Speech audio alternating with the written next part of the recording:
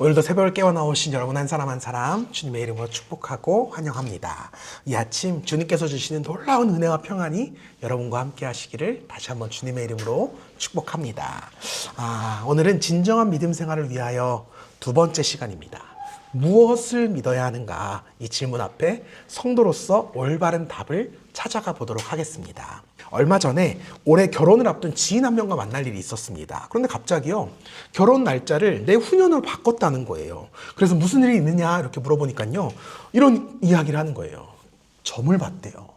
점을 봤는데 글쎄 점쟁이가 25년은 수가 좋지 않으니 26년에 결혼을 하라고 했다는 거예요. 그래서 1년을 미뤘답니다. 제가 그 말을 듣고요, 정말 깜짝 놀랐어요.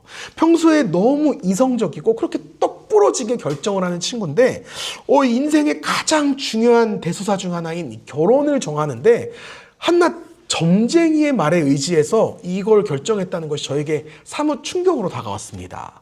그런데요, 실제로 우리 주변에서 이 점쟁이나 무당을 찾아가서 자신의 소원을 비는 사람들의 모습을 보면요, 사실 우리 크리스천들이 하나님 앞에서 기도하는 것보다 훨씬 더 진지하고 열정적으로 대하는 모습을 발견하게 돼요. 그 사람들은요, 이렇게 무당이 써주는 주먹을 우리가 마치 하나님의 말씀을 대하는 것보다 훨씬 더 소중하게 여깁니다.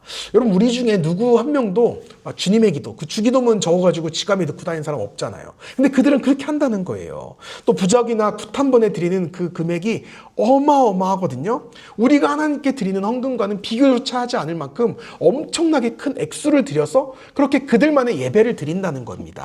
그런데 그렇게나 열정적으로 제사를 드리고 기도를 하고 거액의 헌금을 바친다 할지라도 아무도 그들을 가리켜서 신앙인이라고 부르지 않습니다. 그들은 그저 미신을 쫓는 사람들일 뿐이에요. 그렇다면 여러분, 미신과 신앙의 차이는 무엇일까요? 미신은 내게 있는 돈이나 정성으로 신을 어루고 달래고자 하는 것입니다. 신의 마음을 돌려서 내가 원하는 것을 이루고자 하는 것이 바로 미신입니다. 반면에 신앙은요, 내가 감히 하나님의 마음을 바꿔보려고 노력하는 것이 아니라 하나님의 뜻대로 내가 변하기를 몸부림치는 마음입니다. 하나님의 말씀대로, 하나님의 뜻대로 순종하며 살고자 하는 그 기도, 그 삶이 바로 신앙생활이라는 거예요. 하나님을 변화시키려 하느냐, 아니면 내가 변화되고자 하느냐, 바로 여기에 미신과 신앙의 차이가 있다는 겁니다. 저는 이 시간 여러분께도 한번 여쭤보고 싶어요. 여러분의 믿음은 어느 쪽입니까? 여러분, 이 새벽 우리가 새벽에 깨어서 기도하고 있는데 하나님의 뜻을 돌리고자 기도하십니까? 아니면 여러분이 하나님의 뜻에 따라 변화되어지길 기도하고 계십니까? 이 말은 곧 내가 내 인생을 가장 잘 안다고 생각하느냐, 혹은 하나님께서 나의 인생을 더 잘 아신다고 생각하느냐, 이렇게도 바꿔 말할 수 있을 것 같습니다. 결국 이 문제는요, 우리가 누구를 믿는지, 나를 믿는지 아니면 하나님을 믿는지, 우리 믿음의 진짜 대상이 누구인지에 따라 그 답이 달라지는 질문이라는 것입니다. 여러분, 우리가 하나님 앞에서 진정한 믿음 생활을 하기 위해서는 먼저 그 믿음의 대상이 분명하게 세워져야 합니다. 나를 믿을 것인가, 하나님을 믿을 것인가. 우리가 누구를 믿을지를 결정해야 비로소 우리의 진정한 믿음 생활이 시작된다는 거예요. 제가 결론부터 미리 말씀을 드리자면 우리의 진정한 믿음 생활은 내가 아닌 하나님을 믿을 때, 바로 그때 비로소 시작하게 됩니다. 내가 믿는 하나님이 어떤 분이신지, 그분께서 내 삶에 어떻게 개입하시는지 이것을 알 때, 그때부터 진짜 믿음 생활이 시작된다는 겁니다. 이 시간에 우리가 우리 믿음의 대상인 하나님에 대해서 함께 알아가 보고자 합니다. 하나님은 어떤 분이실까요? 첫 번째, 하나님은요, 나에 대해서 그 누구보다 잘 아시는 분이세요. 여러분, 의외로 많은 사람들이요, 하나님께서 나에 대해 잘 알지 못할 것이라고 생각합니다. 그러다 보니까 우리의 기도는 늘 하나님께 나의 사정을 아뢰는 것부터 시작합니다. 하나님, 제가 이렇게 힘들고요, 제가 이렇게 너무 고생하는 거 아시죠? 우리의 기도는 늘 하나님께서 나의 사정을 잘 모르신다는 전제로 시작한다는 거예요. 그러나 예수님께서 분명하게 말씀하셨어요. 너희에게 있어야 할 것을 하나님 아버지께서 아시느니라. 아멘. 사랑하는 여러분, 우리의 믿음은 여기에서부터 시작해야 합니다. 어린아이에게 있어야 할 것을 어린아이 자신이 더 잘할까요? 아니면 그 부모가 더 잘할까요? 당연히 부모가 더 잘합니다. 제가 저희 아이들을 보면서 놀라는 사실 한 가지가 있어요. 이 아이들이요, 생전 밥 달라 소리를 안 한다는 거예요. 왜요? 답은 간단해요. 때가 되면 엄마가 어련히 알아서 밥을 차려주시기 때문에 그렇습니다.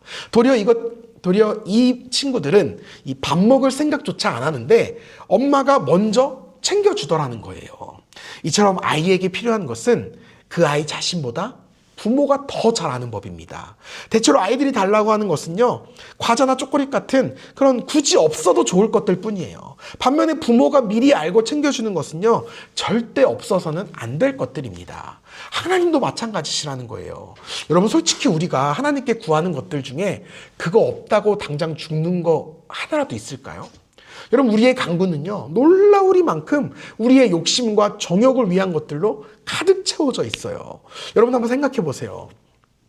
우리가 기도해서 하나님이 이 공기를 주셨을까요? 우리가 밤새 철야 기도를 했기 때문에 이 해가 떴을까요? 우리가 이번 사순절 40일 동안 금식 기도를 했기 때문에 하나님이 이 땅에 비를 내려주시는 것일까요? 아니요. 우리는 정작 우리에게 있어야 할 것은 단 한 가지도 구하지 않았습니다. 하지만 하나님께서 이미 다 아시고요, 때마다 일마다 우리를 풍족하게 풍성하게 채워주신다는 거예요. 마태복음 7장 9절에서 11절 말씀, 너희 중에 누가 아들이 떡을 달라 하는데 돌을 주며 생선을 달라 하는데 뱀을 줄 사람이 있겠느냐. 너희가 악한 자라도 좋은 것으로 자식에게 줄 줄 알거든 하물며 하늘에 계신 너희 아버지께서 구하는 자에게 좋은 것으로 주시지 않겠느냐. 아멘. 세상에서 아무리 악독한 사람이라 할지라도 자기 자식에게는 좋은 것만 주려고 합니다. 일전에 제가 뉴스를 봤는데요, 어느 절도범에게 그 물건을 도대체 왜 훔쳤습니까? 이렇게 기자가 물으니까요, 이렇게 대답을 했어요. 저희 아들 과외시켜 주려고 이 물건을 훔쳤습니다. 여러분, 이것이 부모의 심정이에요. 세상의 부모들도 이런 마음으로, 이런 심정으로 살아가는데 하물며 하나님 아버지의 마음은 어떠시겠냐는 거예요. 더 좋은 것으로 자신의 자녀인 우리들을 입히고 먹이고 재우고자 하시지 않으시겠습니까?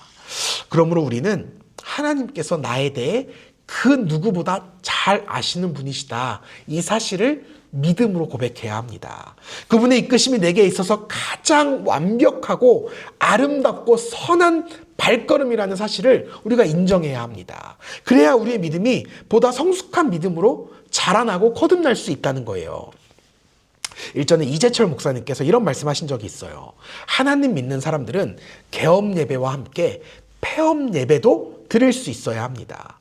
여러분, 사업이 망하면 얼마나 힘겹습니까? 얼마나 절망스럽습니까? 하지만 하나님께서 이제 더 좋은 것으로 채워주실 것을 믿기 때문에 새로운 힘과 새로운 기회와 또 새로운 능력을 달라고 폐업 예배를 드려야 한다는 거예요. 그래서 그때부터 이 교회에 폐업 감사 예배라는 것이 생겨났다고 합니다. 여러분, 우리는 내가 세운 계획이 무참하게 깨졌을 때 너무나 슬퍼합니다. 너무나 큰 좌절을 경험합니다. 그러나 내가 실패한 그때에도 더 좋은 것을 계획하시는 하나님의 선한 계획이 있으심을 우리는 믿음으로 고백해야 합니다. 우리가 그 사실을 믿음으로 고백할 때 그때 비로소 우리에게 진정한 크리스천의 능력, 감사, 소망이 발동되기 시작한다는 거예요. 요셉은요, 형들에게 팔려서 이집트에 끌려갔어요. 노예가 되었습니다. 그러나 바로 거기에서부터 그를 이집트의 총리로 세우시려는 하나님의 계획이 시작되었습니다. 다윗은요, 사울 왕에게 쫓겨서 광야에 숨어야 했어요. 그리고 그곳에서 세상에 갈 곳 없는 억울한 사람들의 왕이 되었습니다. 바로 이때부터 하나님께서는 모든 사람을 품을 줄 아는 인자한 다윗 왕을 빚어가시고 계셨다는 거예요. 사랑하는 성도 여러분, 우리의 인생도 마찬가지입니다. 우리의 삶도 때로는 요셉처럼, 때로는 다윗처럼 내가 원하는 대로 풀리지 않을 때가 있어요. 아니, 도리어 큰 절망을 경험하게 될 때가 얼마나 많은지 모릅니다. 나의 인간관계, 나의 경제 상황이 내가 원하는 대로 풀리지 않아요. 도리어 점점점 힘겹고 어려워져만 갑니다. 하지만 여러분, 그때마다 좌절하지 마세요. 분명 그 안에서 합당한 열매를 맺어가고 계시는 하나님의 선하신 계획을 믿음으로 고백하셔야 합니다. 이것을 믿으며 살아가는 삶이 진정한 믿음 생활입니다. 바라기는 여러분의 믿음의 대상이 오늘 이 아침 분명하게 세워지기를 도전합니다. 내가 믿는 나의 하나님은 이 세상 그 누구보다 나를 가장 잘 아시는 분이십니다. 그렇기 때문에 그분의 인도하심은 실수가 없으세요. 한치의 오차도 없으세요. 언제나 가장 좋은 때 가장 좋은 길로 우리의 걸음을 인도해 가시는 하나님을 믿으시길 주님의 이름으로 축복합니다.